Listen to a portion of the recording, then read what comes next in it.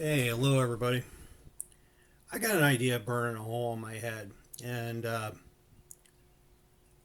when that happens, I make videos. So here's my idea. It's another big idea, if you will. The illustration on the screen on the left, you have a 6F35 transmission that you would typically find in probably 2008, 2019 Ford Edge.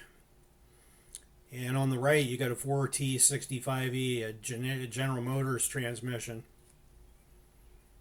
Now, what do these things have to do with each other? Well, I'm about ready to tell you that story.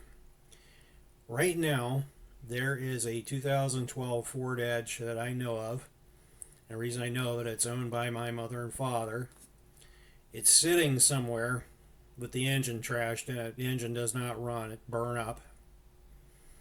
And this is because Ford, in that series of car, used a totally garbage engine. I mean, it's a sad thing because it's a nice car, driven it plenty of times. I mean, I've got a lot of experience with it, and it's a nice car, but it's a piece of garbage, or the engine's garbage. Now, if you know anything about cars, you know anything about General Motors products, their 3.8 liter engine, which is the engine designed to mate up to this transmission, you know that there's probably a lot of them floating around waiting to be rebuilt or are rebuilt because the engines literally were built so darn good they outlived their cars. So you're probably figuring out where I'm going with this. On the left, you got a whole bunch of cars with no engines, and you got a whole bunch of engines with no cars. Why is it that, or maybe somebody could do this? I'm just trying to drop the idea on everyone.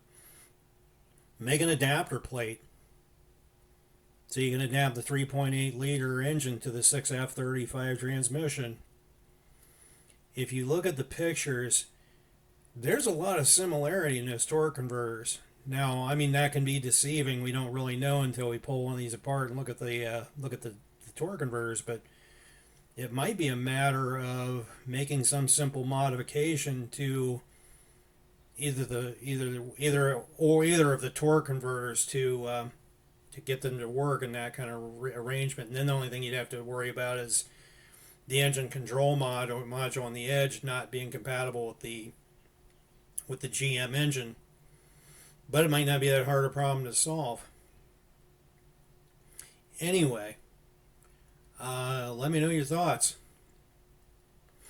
We could be on the verge of a what I like to think of as a Frankencar revolution. In other words, we take a lot of these old cars that are sitting around with no engines, and a lot of the engines that are sitting around with no cars, get them together. Because I mean, I think what we need right now is some cheap cars.